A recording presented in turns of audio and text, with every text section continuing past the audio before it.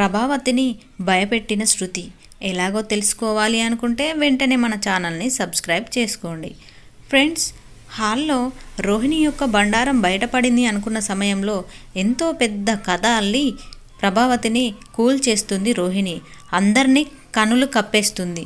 కానీ ఇదంతా నిజమైనను కాదు అని చెప్తుంది ప్రభావతితో. చెప్పడంతో మీనా పైన గుర్రుగర్రులాడుతుంది ప్రభావతి. సత్యం అంటాడు, ఆ పండుగ చాలు, ఎవరెలాంటి వారో ఎవరు ఎలా చేశారో నాకు అన్నీ తెలుసు. నా కష్టార్జితాన్ని మింగిన మనోజ్ తెలుసు, ఇల్లు తాకట్టు పెట్టి పార్లర్ పెట్టిన రోహిణి తెలుసు, లేచిపోయిన రవి తెలుసు, డబ్బుడమ్మ శృతి తెలుసు, నాకెవరేంటో అన్నీ తెలుసు. ఇంకా నా నోటి నుండి రానివ్వకండి, ఎక్కడ వాళ్ళు అక్కడ పోండి, సరిపోయింది. ఇప్పటికే ఇంటి యొక్క గౌరవాన్ని బయట బదార్పాలు చేయకముందే తెలిసింది. ఇంకా నయం, సరిపోయింది. ఇప్పటికీ అందరూ ఎక్కడి వాళ్ళు ఎక్కడ వెళ్ళిపోండి అనడంతో అందరూ ఎవరి రూమ్లోకి వాళ్ళు వెళ్ళిపోతూ ఉంటారు. సత్యం, ప్రభావతి, రోహిణి, మనోజ్ పైకి వెళ్ళిపోతారు. శృతి వాళ్ళ రూమ్లోకి వెళ్ళిపోతారు. మీనా చాలా బాధపడుతూ ఏడుస్తూ కిచెన్లోకి వెళ్తుంది. వెంటనే బాలు కూడా వెళ్తాడు. ఏంటండి నాకు ఈ పరిస్థితి, ఎప్పుడు ఇదేనా అండి? ఏ తప్పు జరిగినా తిరిగి తిరిగి అత్తయ్య నా మీదికే తీసుకొస్తుంది. ఈ టైంలో మీరు లేకపోతే నన్ను ఇంటి నుండి బయటికి గెంటేసేది కూడా. మీరు ఉన్నారని ఊరుకుంది. ఎన్ని చేసినా తిరిగి నా మీదికే వస్తుంది. ఏందండి, నేను అంత అలసైపోయానా మీ అమ్మకి అనడంతో బాలు అంటుంటాడు, ఏంటి మీనా, నీకు తెలిసినప్పుడు నువ్వెందుకు ఆ పార్లర్ ఆ డబ్బుడమ్మకు చెప్పావు? నాకు చెప్పాల్సింది. అసలు అది ఎక్కడ కూపి ఉందో మొత్తం లాగేసేదాన్ని. ఎక్కడ స్టార్టింగ్ ఉందో అక్కడ నుంచి నేను కదిలిపుకొచ్చాను. నీకు ఎవరు చెప్పారు అంటే సుమతి చెప్పింది. చెప్తే చెప్పిందిలే, కరెక్ట్గా మొత్తం తెలుసుకొని నాకు చెప్పాల్సింది. వాళ్ళు అంతు తేల్చేవాణ్ణి నేను అని చెప్తూ ఉంటాడు మీనాతో. బాగా ఏడుస్తుంది మీనా. వీళ్ళు మాట్లాడుకుంటున్న సందర్భంలో రోహిణి ఫ్రిడ్జ్ దగ్గరికి వచ్చి వాటర్ తీసుకున్నట్టుగా నటిస్తూ వీళ్ళ మాటలన్నీ వింటుంది. ఏంటి, వీళ్ళు ఇంకా నన్ను మర్చిపోలేదా? ఆ సంగతిని మర్చిపోలేదు. ఎప్పటికైనా వీళ్ళతో నాకు ఇబ్బందే.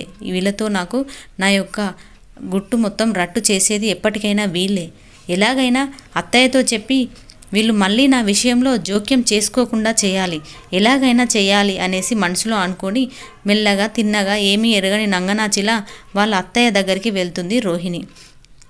పాపం మీనా చాలా బాగా ఏడుస్తుంది. బాలు ఊరుకొస్తాడు. ఏం కాదు మీనా, నేనున్నాను కదా, నేను వాళ్ళ నిజమేంటి అనేది నేను బయట పడేస్తాను ఎప్పటికైనా అని చెప్తాడు బాలు మీనాకి. ఇంతటితో రోహిణి నంగనాచి రోహిణి ఏం చేస్తుంది అంటే మెల్లగా ప్రభావతి రూమ్లోకి వెళ్తుంది.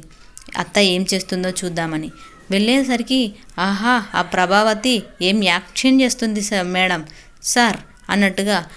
ఒకసారి అత్తయ్య, నా వల్ల మీరు ఇబ్బంది పడ్డారా అని అంటుంది రోహిణి. అదేంటమ్మా అలా మాట్లాడుతున్నావు? మీరంటే నాకు ఎప్పటికైనా ఇష్టమే. నీ ఆరోగ్యం ఎలా ఉందమ్మా? రెస్ట్ తీసుకో, నడుం వాల్చుకో, తిన్నావా అని అంటుంది. తినాలంటే తినిపించట్లేదు అత్తయ్య, పడుకుందామంటే నిద్ర పట్టట్లేదు నాకు. నేను తప్పు చేశాననే అందరూ అంటుంటే శూలాలతో పొడిసినట్టు ఉంటుంది నాకు అని అంటుంది రోహిణి. అదేంటమ్మా అలా మాట్లాడుతున్నావు? నేనేమన్నా అన్నానా? నేను నిలదీశానని నీకు బాధ అవుతుందా అంటే అది కాదంటీ, మీరని కాదు, ఆ బాలు మీనా వల్లనే నాకు ప్రాబ్లం అవుతుంది. ప్రతిసారి నా మీద ఏదో ఒకటి చుట్టేస్తున్నారు, ఏదో ఒకటి నన్ను అంటూ ఉంటున్నారు. నాకు ఏం బాగా అనిపించట్లేదు అత్తయ్య. నా మానాన నేను పని చేసుకుంటుంటే ఏదో రకంగా నన్ను ఇబ్బంది పెడుతున్నారు. ఇలాంటప్పుడు నేను ఒక డెసిజన్ తీసుకుంటున్నాను అత్తయ్య అని అంటుంది రోహిణి. ఏంటమ్మా, ఏంటది, ఏం చేస్తున్నామంటే మేము వేరే కాపురం పెడదామనుకుంటున్నాను అత్తయ్య అని అనడంతో ఒక్కసారిగా షాక్ అవుతుంది ప్రభావతి. ఏంటమ్మా ఏం మాట్లాడుతున్నావు? అలా ఎలా? మీరంటే నాకు ఎంత ఇష్టమో తెలుసా? నువ్వంటే నాకు చాలా ఇష్టం. మనోజ్ అన్న నాకు చిన్నప్పటి నుంచే ఇష్టం. ఆ పూలమ్మేదాన్ని, ఆ కారు నడిపేవాడినే ఎక్కడికైనా పంపించేద్దాం అని అంటుంది. లేదత్తయ్య, ఎప్పటికైనా నాకు వాళ్ళతో ప్రమాదమే, ఏదో ఒక విషయం నా మీద చెప్తూ ఉంటారు అని అనడంతో నీపైన నీ విషయంలో ఏం చెప్పినా నేను నమ్మనమ్మా, నన్ను నమ్ము, నువ్వు తిను, మంచిగా నిద్రపో అని చెప్తూ ఉంటుంది ప్రభావతి. ఆ నంగనాచి రోహిణి యాక్షన్కి ప్రభావతి బాగా కూల్ అయిపోతుంది. ఐస్ చేసేస్తుంది ప్రభావతిని రోహిణి.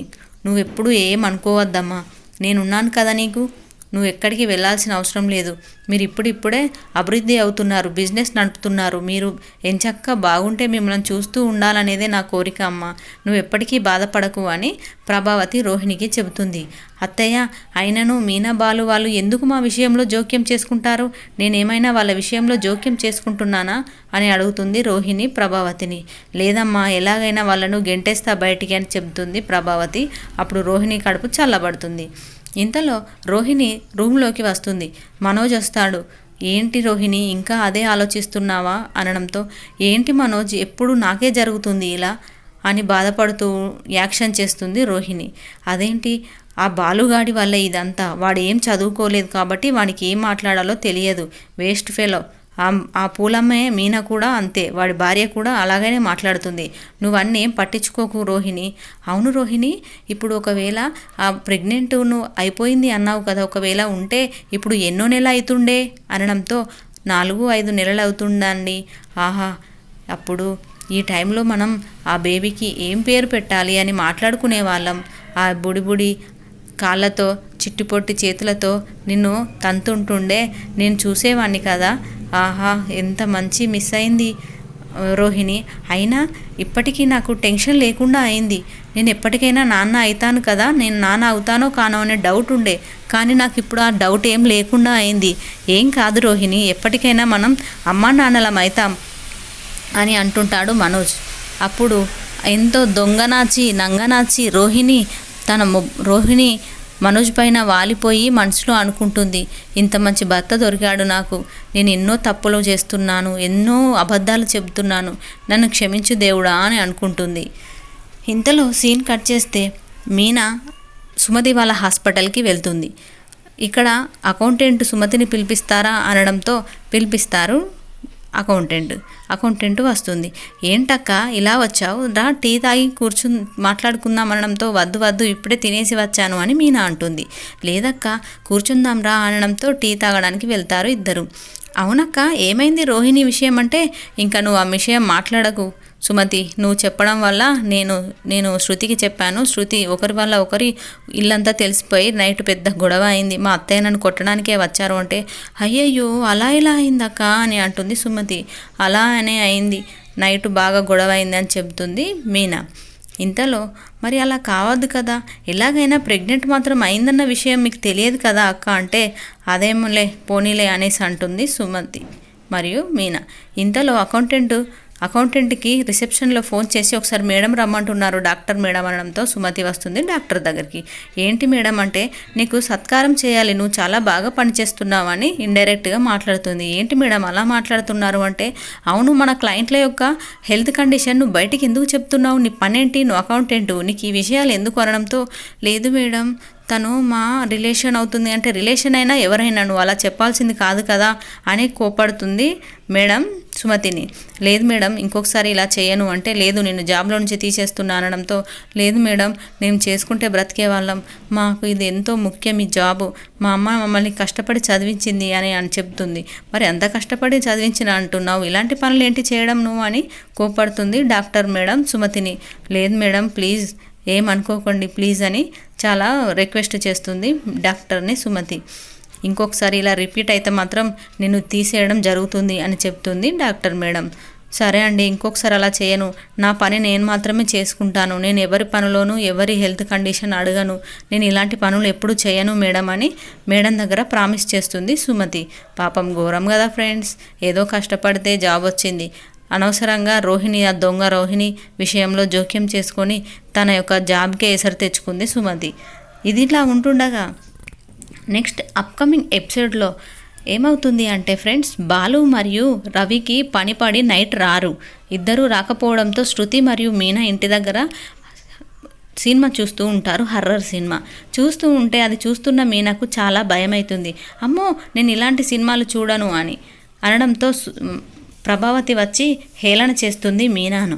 హేళన చేయడంతో శృతి అంటుంది, ఆహా నువ్వు మీనాని అనవసరంగా హేళన చేస్తున్నావు, నిన్ను ఆటాడేసుకుంటా అని దయ్యం స్టోరీ పెట్టి ప్రభావతిని మరియు మనోజ్ని ముప్పు తిప్పలు పెడతారు ఫ్రెండ్స్ నైట్.